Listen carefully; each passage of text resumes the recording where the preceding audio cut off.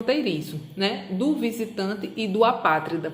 Como também não está previsto que essa lei não se aplica às pessoas que estão em situação, né, que são os que forçosamente saem do seu território, né, que é o que a gente vai ter uma regulamentação específica para os refugiados.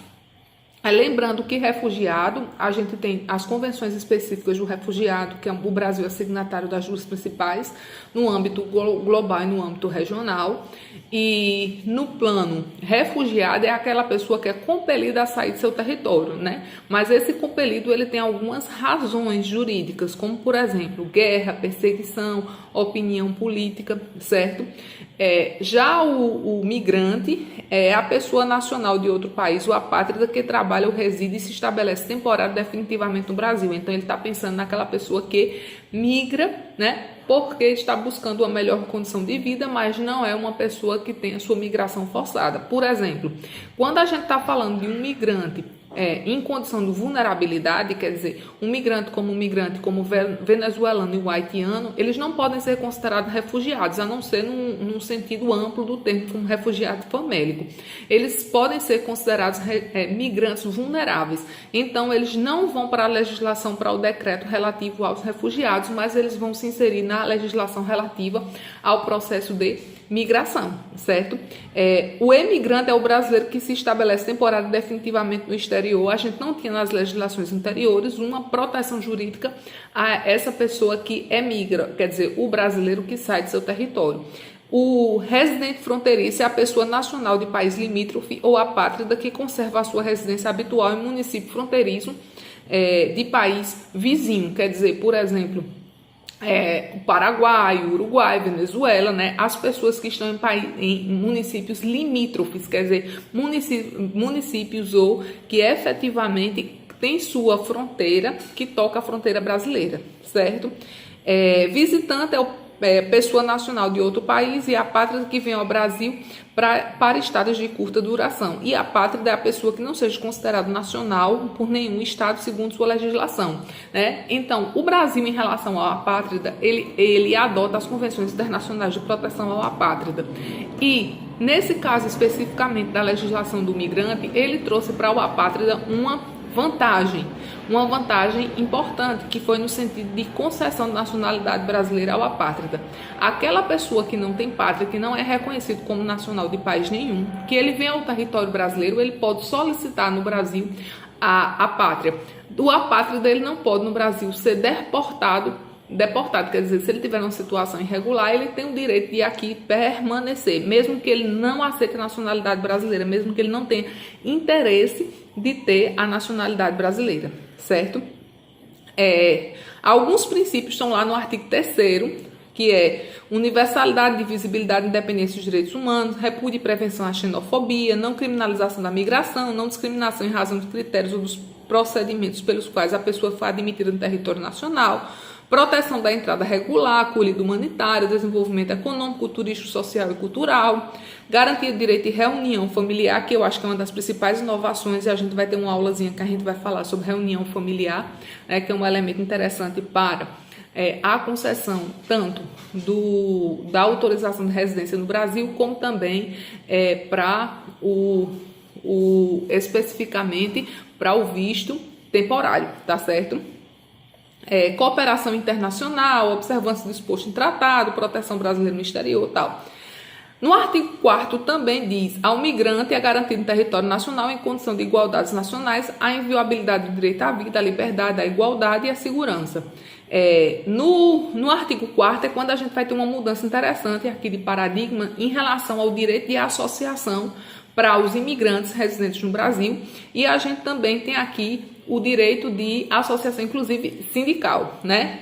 Então, direitos e liberdades civis, sociais, culturais, direito à livre circulação em território nacional, direito à reunião familiar, medidas de proteção à vítima e testemunha, vítimas de violação dos direitos humanos, direito de transferir recursos, direito de reunião para fins pacíficos, direito de associação, inclusive sindical, para os fins lícitos, acesso a serviços públicos de saúde e assistência social. Então, como eu já falei no vídeo passado, a gente não pode aí falar mais na questão de que a LOAS ela somente seria para os imigrantes que estejam numa situação de legalidade, legalizados. Os migrantes não legalizados também têm direito ao acesso à assistência social, né? Inclusive, na época que alguns refugiados vieram para o Brasil, eles pediram, né, para ingressar no Bolsa Família e foi concedido esse direito, foi estendido esse direito, né, a eles. Direito à abertura de conta bancária, direito a acesso à informação, etc, certo? Nesse caso, daí, o que eu me propus a falar especificamente na aula de hoje foi a questão do processo de naturalização brasileira, quer dizer, a aquisição de nacionalidade brasileira. A aquisição de nacionalidade brasileira, ao contrário do que muita gente pensa, não é uma coisa fácil. O Brasil não é um país que aceita e que naturalize estrangeiros. É um país que ele tem vários tipos de restrições ao processo de naturalização desse estrangeiro. Então, é um país no qual, para esse estrangeiro adquirir uma nacionalidade, antigamente, na legislação anterior, que é a lei, o Estatuto Jurídico do Estrangeiro, que é a lei 6815/80, era muito mais complicado. No novo, essa complicação não deixa de existir, mesmo que ele não considere que ser nacional ou concessão de nacionalidade brasileira seja uma grande coisa, né? Hoje no Brasil a gente tem muito mais facilidade nesse processo de naturalização, mas o que não quer dizer que seja fácil. O Brasil efetivamente, através da Polícia Federal, ele investiga quem, onde reside, o que faz, como se comporta, né? No Estatuto Jurídico anterior, inclusive, esse imigrante não poderia nem participar de reunião para fim pacífico ou alguma coisa, porque se ele fosse preso, isso prejudicava o processo de naturalização. Agora, ele considera que é possível até ter a naturalização, a documentação, mas o processo de naturalização, a documentação que ele exige é praticamente o que é exigido na legislação, certo? Então, a gente tem lá a partir do artigo 63 da Lei de Imigração, ele diz, né? O filho, primeiro, ele fala sobre a questão da opção de nacionalidade. Quer dizer, o filho de brasileiro, ele tem uma situação em que ele, residente no estrangeiro, ele pode vir a qualquer tempo ao Brasil e solicitar nacionalidade brasileira. Então, o filho de pai ou mãe brasileira nascido no exterior que não tenha sido registrado em repartição consular brasileira a qualquer tempo, promover a ação de opção de nacionalidade. Quer dizer, isso aí é uma coisa simples. A opção de nacionalidade do filho de brasileiro não é um processo de naturalização. Por quê? Essa opção de nacionalidade, a pessoa é um brasileiro nato, né? Ele não vai ser considerado brasileiro naturalizado, certo? Então, ele não tem nenhum tipo de limitação. E ele pode ser feito a qualquer tempo. Por exemplo, a pessoa pode passar a vida inteira residindo no exterior e só vir a fazer essa opção de nacionalidade no final da sua existência. Não tem problema nenhum. Ele pode ser feito a qualquer tempo a partir da maioridade. O que não é possível é os pais, né, ainda da criança, por exemplo, a criança nascida no exterior, vir e pedir essa naturalização aqui, né? Porque ele não pode fazer essa opção pelo filho. A nacionalidade é um exercício do direito da personalidade, quer dizer, é um exercício personalíssimo, então ele não pode ser suprimida pela vontade paterna, ou ele não pode existir um processo de representação, certo? Eu já expliquei isso na aula passada. O órgão de registro deve informar periodicamente a autoridade competente os dados relativos à opção de nacionalidade conforme o regulamento. A gente tem um regulamento que, inclusive, uma parte da doutrina considera que esse regulamento ele extrapola o poder regulamentar no sentido que ele limita o exercício dos direitos presentes na Lei 3.445, né? Que é a lei que trata disso. A Lei 3.445 de 2017 é a lei que trata justamente da nova lei de imigração, certo? A naturalização, de acordo com a lei no artigo 64, ela pode ser ordinária, extraordinária, especial e provisória, né? A naturalização ordinária quer dizer aquilo que vai ser pedido por qualquer migrante. Ela será concedida naturalização ordinária àquele que preencher os seguintes requisitos: ter capacidade civil segundo a lei brasileira, ter residência em território nacional pelo prazo mínimo de 4 anos, comunicar-se em língua portuguesa considerada as condições de naturalizado e não possuir condenação penal ou estiver reabilitado nos termos da lei. O que é interessante aqui é que antes ele exigia falar e escrever em língua portuguesa, quer dizer, existia uma prova de proficiência em língua portuguesa que a pessoa deveria passar.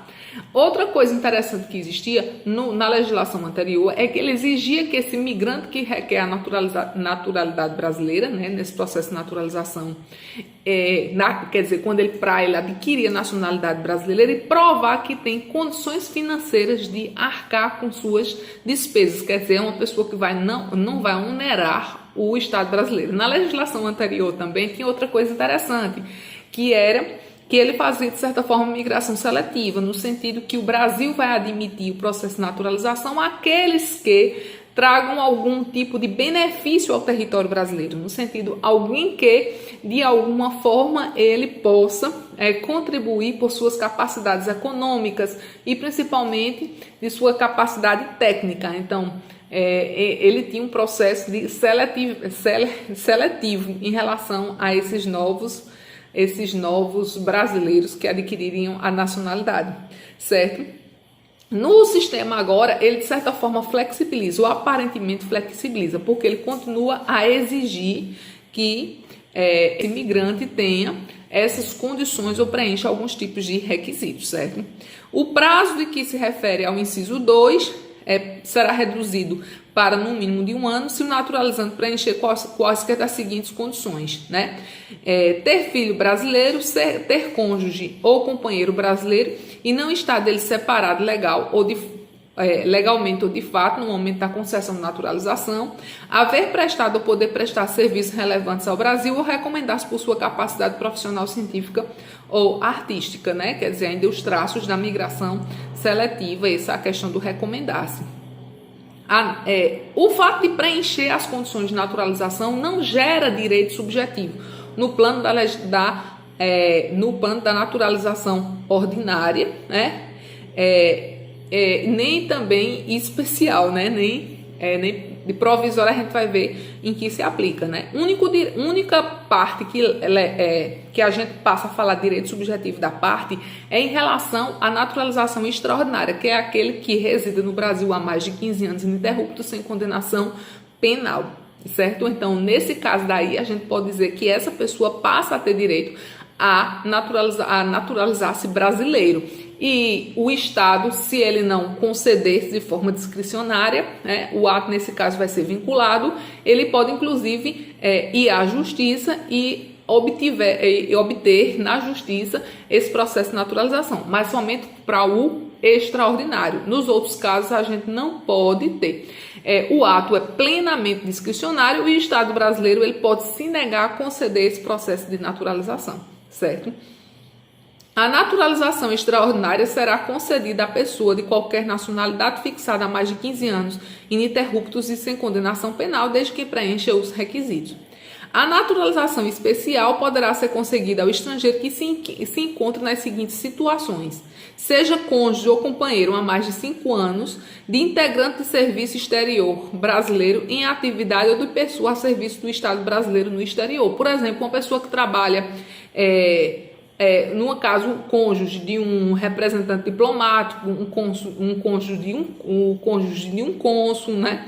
Então, ele tem facilidade para requerer esse processo de naturalização, como também aquele que esteja em missão, que trabalha em missão diplomática, que é o caso do artigo 68, inciso 2, seja ou tenha sido empregado em missão diplomática ou em repartição consular brasileira por mais de 10 anos ininterruptos, né? É também outra situação em que a gente prevê. Essas duas situações não são novas, elas já existiam na legislação anterior. Ele não inova em relação a isso e exigia que a pessoa tivesse permanência no Brasil mínima de 30 dias para requerer isso, certo? A naturalização provisória ela é destinada a criança e adolescente. Por que provisória?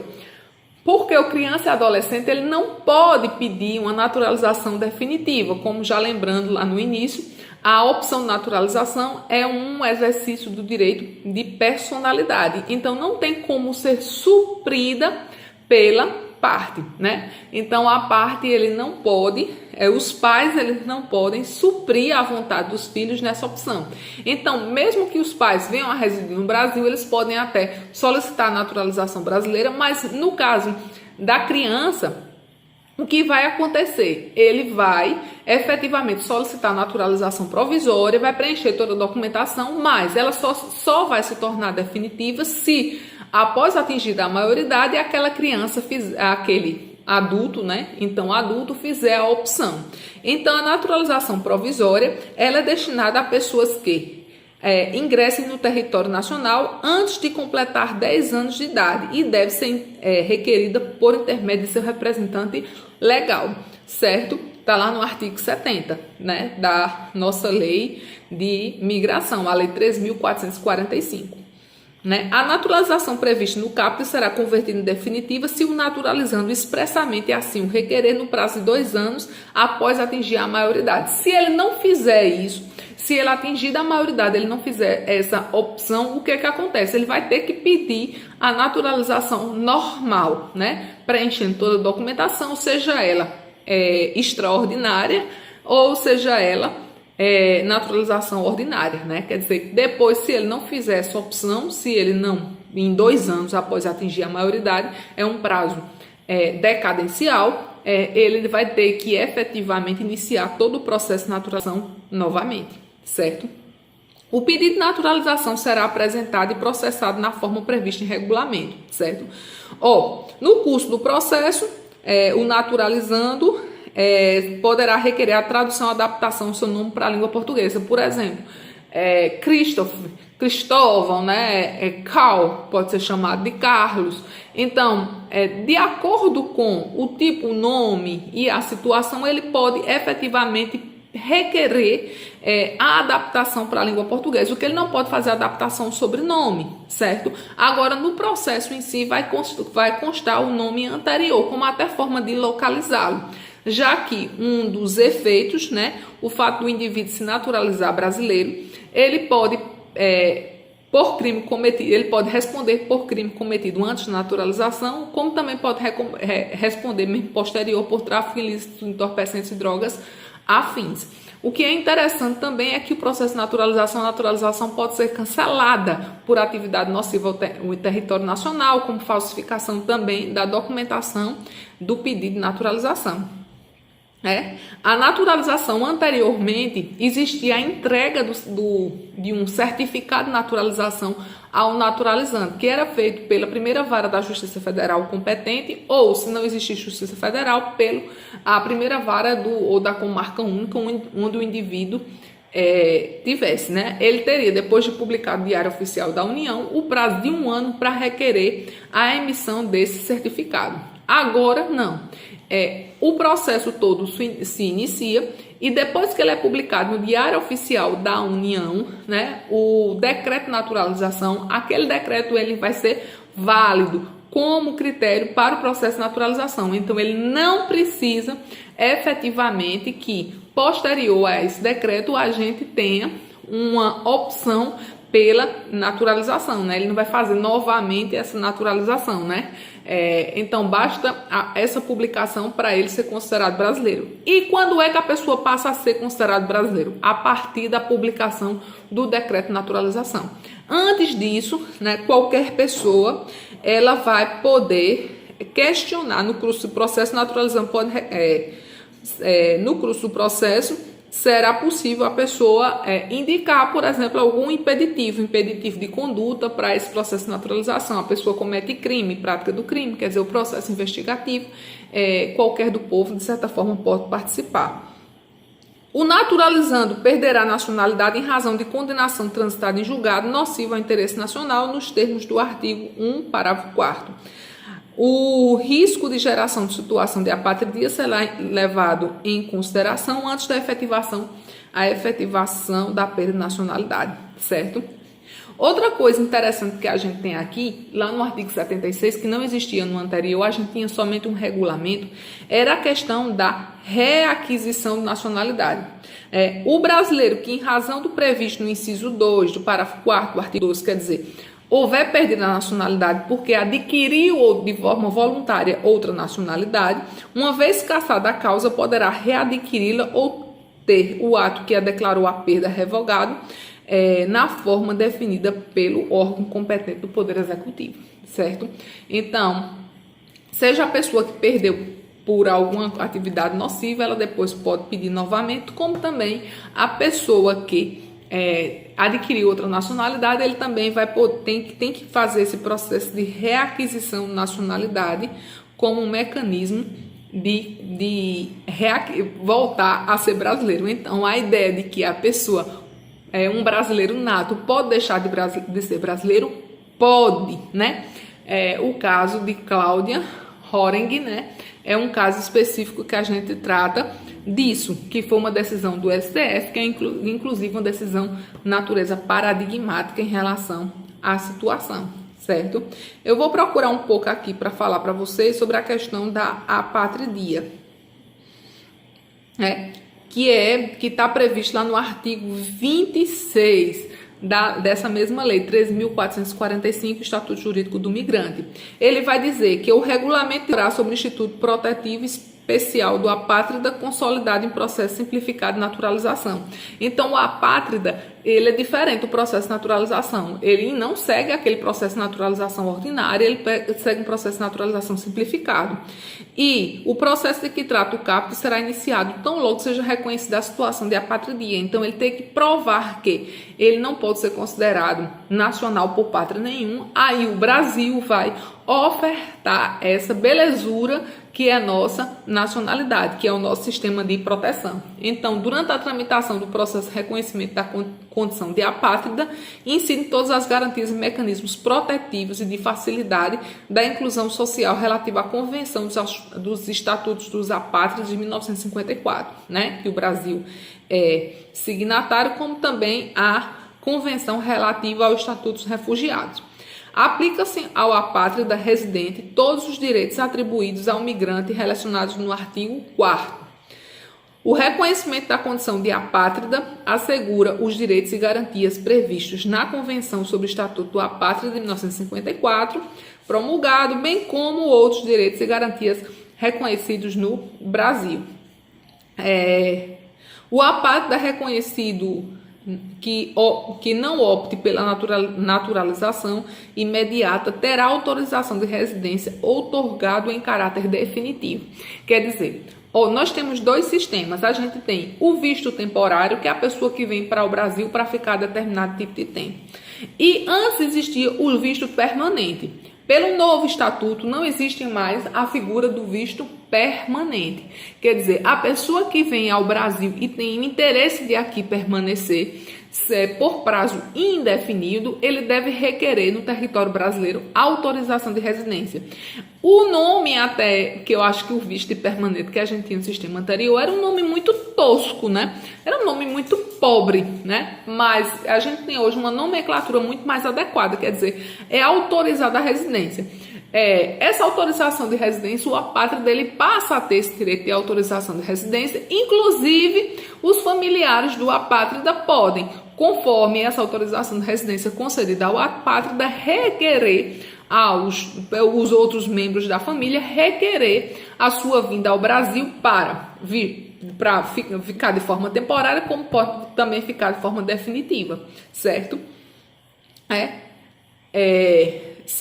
Implica perda da proteção conferida por esta lei ao apátrida, né, a renúncia, a prova da falsidade dos fundamentos invocados para o reconhecimento da condição de apátrida ou a existência de fatos que, se fossem conhecidos por ocasião do reconhecimento, teriam ensejado decisão definitiva. Por exemplo, o apátrida aquela pessoa estiver acusada de prática do crime de genocídio, né? Então, é uma condição impeditiva os atos de terrorismo, como também os atos de genocídio, certo? O asilo político, que constitui ato discricionário do Estado, poderá ser diplomático ou territorial e será outorgado como instrumento de proteção à pessoa. Uma coisa aqui importante, o asilo político, ele não é não é ato discricionário, inclusive pode ser requerido ao Poder Judiciário. É um direito subjetivo público internacional criado pela Constituição Federal de 1988. Então, não cabe ao Estado negar, né, o asilo político ao indivíduo, né? Precisa que esse Estado efetivamente viabilize esse asilo político, porque é um compromisso que ele assume em sede de texto constitucional. Então, o fato da legislação constitucional dizer que ele é discricionário não torna discricionário, certo? Aqui ele vai falando mais um pouco sobre não se considerar asilo a quem tenha cometido o crime de genocídio, crime contra a humanidade, crime de guerra ou de agressão, nos termos do Estatuto de Roma do Tribunal Penal Internacional de 1988. Uma coisa importante, lembrando que o Tribunal Penal Internacional, o Brasil adota ele, né? E inclusive foi incluído através da emenda constitucional número 45 como um dispositivo no texto da nossa Constituição. Então, o Brasil se submete ao Tribunal Penal Internacional. Quando ele se submete ao Tribunal Penal Internacional, as pessoas que são investigadas pelo Tribunal Penal Internacional, eles não estão sujeitos à jurisdição brasileira, mas eles se submetem à jurisdição do tribunal. Nesse caso, esse indivíduo, ele não vai ser extraditado, ele vai ser entregue. Então, quem está submetido ao Tribunal Internacional, tanto vai ser o brasileiro nato, como o brasileiro naturalizado, quanto com qualquer estrangeiro, seja um estrangeiro apátrida, né? Quer dizer, a pessoa que não tem a pátria, seja um estrangeiro migrante normal. Todos eles estão submetidos ao tribunal, como o Estado brasileiro também se submete às regras do Tribunal Penal Internacional, certo? No próximo vídeo, eu vou gravar sobre a questão do migrante, a questão dos vistos, a questão e também a questão da autorização de residência. Então, eu ia pedir para vocês começarem a ler a partir do artigo 30 da Lei de Imigração, que vai ser o assunto da nossa sexta-feira, tá certo? Muito obrigada, pessoal. E eu tô percebendo que vocês não estão vendo o vídeo. Se o vídeo de sexta-feira, se esse vídeo não tiver uma visualização mínima, né, de pelo menos 50% das salas, o que é que eu vou fazer? Sexta-feira eu vou dar aula no Google Meet e vou botar foto em vocês, tá certo? Um abraço, viu? Tchau.